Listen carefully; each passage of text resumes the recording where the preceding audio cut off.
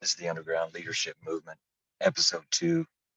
My name is Jeremy Sanders. Thank you for joining us today. If you didn't listen to the first episode, it was basically just a description of kind of why we're here, what we're doing, what brought me to this place, kind of what makes it different from the podcast that I host.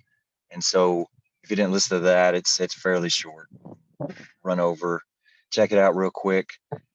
Really, why I'm here is because I think there is a big hole in the fire service for leadership development. And I don't think there's a lot of people out there that will disagree with that.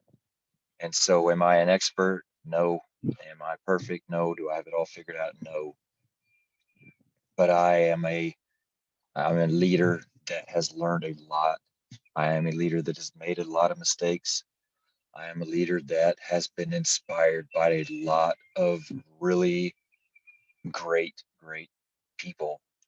And so, that being said, I am somebody that has something to give. And so that's what I want to do. I want to give what I can to do my best to make the fire service better. And so that's why we're here. And with that, I will say welcome to the movement. Now, like I described in the first episode, the name is exactly what it is. This is the underground leadership movement. Does that mean it's secret, that I don't want anybody that I work for to hear it? No, I'm not going to say anything that I wouldn't say at work to them in person. But what I mean by that is that this is for all of us that are formal leaders who are boots on the ground, street level, all the way down to those of us that are brand new that want to become informal leaders, and everywhere in between. Because every one of us are important. Every one of us are important to our crews. Every one of us are important to our departments, and every one of us are important to the fire service. And so we have got to start helping each other get better in any way we can. And so that's why we're here. And that's why I'm so excited to share what I have to give, share my message, and try my best to make each and every one of you better, to add value to your lives. And so thank you for joining me today. Episode 2, I keep wanting to call it 1 because this is basically the first topic in the series. But episode 2, we're going to be talking about putting our people first. And anybody that follows anything that I've done is probably not surprised in the very least that I started here. And to be honest, I wasn't going to start here until this morning. I had plans for starting with a different topic that's also very important, but I realized this morning that this is where I need to start because this is everything that I stand for. This is the core of my message. And so it's got to start here. So that being said, for those of you that haven't heard me talk about it, I I run under the title of Crew First Culture. And it's a very simple title, but it means so much to me because that is exactly what I feel is so important as a leader, is to put your crew first. And like I said, that's what we're going to be talking about today. And so to break it down as simple as I possibly can, this is what I believe. I believe that if we take care of our people, if we show them that they are a priority, they will do everything they can to accomplish whatever task is put in front of them. They will do everything they can to make us look good because they know that we care about them, and in turn, they care about us. And so that's really the heart of everything that I stand for as far as the social media, the podcast, my leadership style in life. And so just to kind of sidebar here for a second, like I talk about in a lot of the podcasts, don't just pin this on being a leader at the fire service. Everything that we're going to talk about can be echoed across life. It can be echoed at home as a leader at home. It can be echoed at another job if you aren't a firefighter, but you have another career. All of these are just leadership things. I don't know what the best way to say it. This is just leadership principles. They aren't fire service leadership principles. They are leadership principles. And so for us to truly be better leaders, we have to reach out and we have to learn lessons from others, because learning things on our own, yeah, we're going to learn. We're going to get better eventually, but in no way will it be at the rate that it could be if we are reaching out, learning from others, getting inspired from the great leaders around us, from hearing other people's mistakes and all of that. So that's why we're here. And so as you hear these things, just think about not only how they can apply at the firehouse, but how they can apply at home. So I just wanted to say that. But getting back into it, taking care of your crew, putting them first. When it comes down to it, people just want to be valued. They want to feel valued. They want to feel supported. It's not that hard. I honestly am very confused as to why somebody wouldn't understand that, why somebody would disagree with that, because that is just human nature. We want to feel important. We want to feel valued. We want to feel like we are a part of a team. And so, being as simple as that is, that should make our job as leaders pretty easy, because just taking care of our people, that sets such a groundwork for everything else. And I apologize. I live on a farm, for those who haven't heard the first episode or anything else, and I'm recording this outside because it's so nice, and I've got baby goats running around on the deck down below me and roosters crowing in the background. So hopefully that is not too distracting. I just really want to be outside today. But anyway, getting back into it. I honestly don't understand why some leaders don't see the importance of taking care of their people. I don't understand why you would neglect what's important to you and think that it's not important to others. Because I guarantee you, those people that don't take care of their people, they dang sure want respect. They want to be, you know, given support. They want to feel valued. So why wouldn't you think that that's the way others feel as well? So that's why I think it's so important. It's just human nature, like I said. Something else as a part of this is people want to know that they aren't alone. They want to know that their leader, their boss, whatever you want to call it, their officer, they want to know that they have their back. That when things go bad, things go sideways, that they have that leader in their corner. And if you think about it, think about this. It's much easier to stand up for what is right when you know that there are others with you, standing beside you, when there are others that have your back, especially if it's that boss, if it's that, you know, that formal leader, the station captain, whatever it is. How much easier is it for us to stand up against adversity or challenges, or just just standing up for what is right. If we know I'm going in it with my team because I know I won't be alone. I know they will have my back because that's how we do it. And that's why I think it's so important.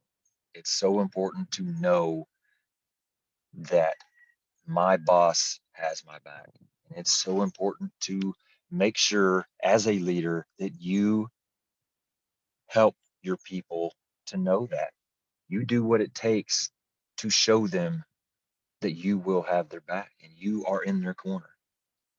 And so that's another very important piece of all this. So, you know, it's hard to get into this without getting into some culture.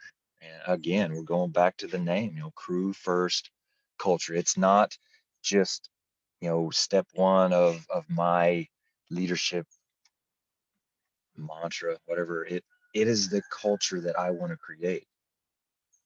And it's really centered around me. It's because I am that piece that does it. I either put my crew first or I don't. And so that is a culture that I want to create. I want to create an environment that they know they are safe at, that they know they are valued, that they know that they are supported. And that's a culture. And that's a donkey in the background. But that is, again, that is the heart of everything I stand for, every message I have to give. And so, you know, getting into that culture, you start talking about culture, and and it it is a long, long road. It is a lot of work. And the funny thing about culture is that you can either fight for the culture you want, or you can deal with whatever culture just manifests on its own, but it's going to be there. You will not be a part of anything that does not have some type of culture. And like I said, it's going to exist. So you have the choices in front of you. You can either fight for the one that you want, or you can just lay around and accept whatever just happens, whatever culture is created by itself. And I guarantee you, it's not hard to see that if we are just laying around letting culture happen, that that's not the best option. And so we have got to step up and start working for the culture that we want. Start working for those positive changes. Start being positive cultural change artists, I guess is the best way to say it. That's what we have to do. If we want to truly make things better, we have got to start doing the work ourselves. So, like I talked about, leadership is hard. If you are a formal leader and you're viewing leadership as easy, if you don't feel like there's much responsibility tied to it, if it's just kind of a way for you to get a little bit of a lesser workload, a little bit more of a paycheck, I don't even know what to say, but that it's not right. Leadership is a weight that you should feel. It is a responsibility. We are responsible for the careers of everybody that's below us.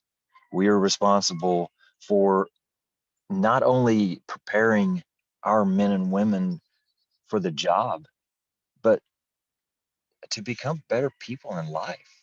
That is our job. And so, that is something that we really need to kind of start adding into our perspective is, yeah, training our people better, preparing our people better for, the next step. Those are good things. Those are important. But to truly get the most out of our role as a leader, we've got to start focusing on making our people better humans as well.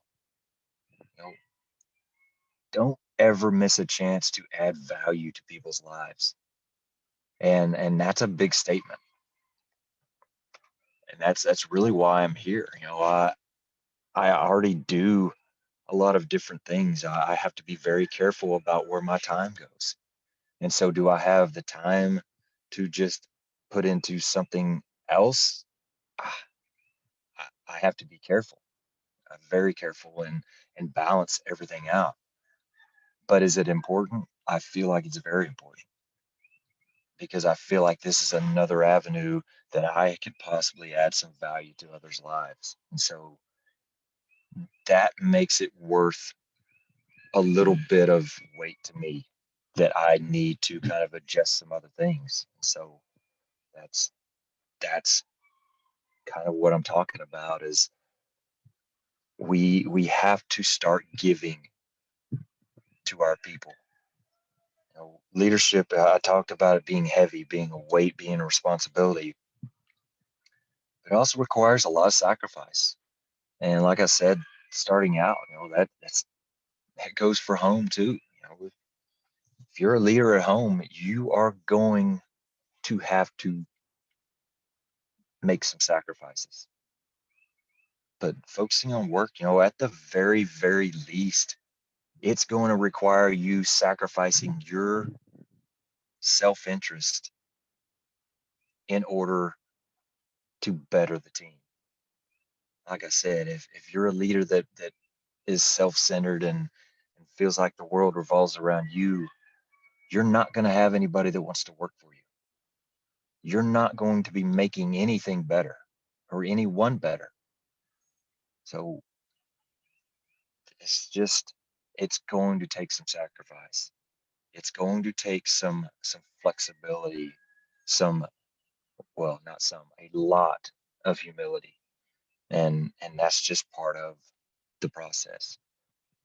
And before I go any further, like I said in the first episode, I've at this moment have, I don't know, 12 to 15 different topics. So there's at least 10 more kind of episodes worth of stuff and just what I have at this point.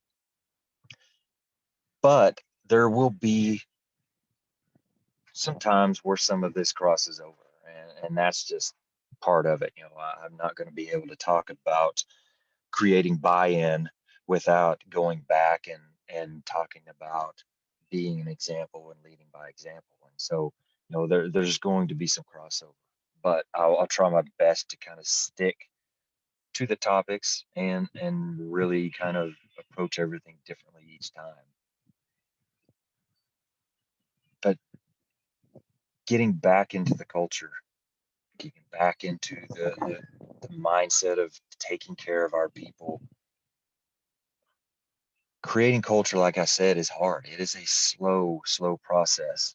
I heard it said once, and I think it's John Dixon. I believe that's right. And if it's not, I apologize. But he said that changing culture is like taking a giant ship and trying to steer it with a tiny little rudder. And I think that is such a great visualization. That giant ship is very important. That is a very, very important piece of equipment, and it's got to go somewhere. It's got a very important destination to reach. So is it going to take a while? Yes. Is it worth the trouble? Is it worth the fight? Is it worth all the energy it's going to take to get there? Absolutely, because it is so important. It is so important for us to reach that culture, to fight for that culture, to gain those little steps towards a better culture. It's so important that it's worth all of that energy and that time. And so, even though it's a little bitty rudder, we still have to keep turning it. We still have to keep pushing towards that goal. So, I just thought that's a great kind of visualization of that topic. But it comes down to this: It's easy to see what destination you want to reach. It's easy to create what culture you would like in your head. But are you truly willing to put the work into your team and into your culture in order to create something that is special? In order to create a culture that is truly special, are you willing to put that work in? Because I'm here to tell you right now, it is a lot of work. It is going to require consistency, accountability, frustration, patience, but it is so worth all of that. It is so worth going through that process. And I say that, but I will say this. Have I reached that destination? Absolutely not. Absolutely not. Is it a true destination? No, I don't think it is. I was using that term as, to help visualize, to help kind of give some visualization to it. But it is not a set place that you get there and you're like, I'm there. I have nothing else to do. It's a direction. I will say that more. It is more of a direction. You're going to be going somewhere. So hopefully you're steering this culture, this giant ship called culture, in the right direction. You're learning along the way. You're gaining personal growth along the way. You're becoming a better leader along the way. And so that's what I have to say about that. It's it's going to take so much of you, but it's so worth it. And there's so many people that will benefit from that. So we just have to keep going. So I think that kind of wraps up what I have to say about this. It's self-explanatory. It doesn't take a lot of just brainstorming to figure out. People want to be valued. People want to be supported. People want to feel like they are a part of something bigger than themselves. So, as leaders, why wouldn't we want to put that as a priority of this is how I'm going to treat my people? So, I just feel like it is really, really easy to see how important this is. Speaking to the young leaders, or maybe even the young ones that aren't even in the position to be leaders yet, keep your eyes open, learn from everybody. You're going to have great leaders. Most likely you're going to have some bad leaders. Learn from them all. Obviously it is so important to learn the lessons that you get from those great leaders, from those people that you just love following. But there is so much to learn from the bad ones as well. It is so it is so good and so important to learn that this is how I do not want to treat my people in the future when I become a leader. These are things that I don't ever want to do to my crew because I know that I hate how it makes me feel. Those are important lessons. And so just want to tell everybody out there that is young, that is kind of in the informal leadership roles, pay attention to what you're going through. Pay attention to what you enjoy from the leaders that you're working with, to what you really don't like from the leaders that you're working for. And then make sure that you remember that when you become in those roles. For the people that are in the roles as formal leaders, it's never too late to get better. You know, we have all made huge mistakes. I try to be very honest about mistakes that I've made and goofy things that I've done because I want people to learn from those. we've also made statements that sooner or later we figure out are not right. They're wrong. Whether we either made them out of just stupidity and running our mouth without any information, or we made them because we truly believed in them, but later on figured out there's information that proves like the other side is right and we're wrong. So that being said, don't be afraid to step up and take responsibility of making a wrong choice, of standing on the wrong side of the fence and fixing that. There's nothing wrong with saying, I was totally wrong on that. I thought I knew the right information. I stood up for something that I thought was right, but it ends up I was totally wrong. And I take that back, and I'm sorry for making such a big deal about it. But I see what's right now. There's nothing wrong with that. What's wrong is seeing that you made a bad choice, seeing that you stood on the wrong side, seeing that you made a mistake and dying on that hill because you are too proud, you have too big of an ego to change anything, to admit that you were wrong. That is wrong. And so, obviously, like I said, we're going to cross over into a lot of things here. I definitely am going to get into a lot of humility and all that, but just keep your eyes open, be watching, be learning, be growing, because that is what is going to help us become better leaders.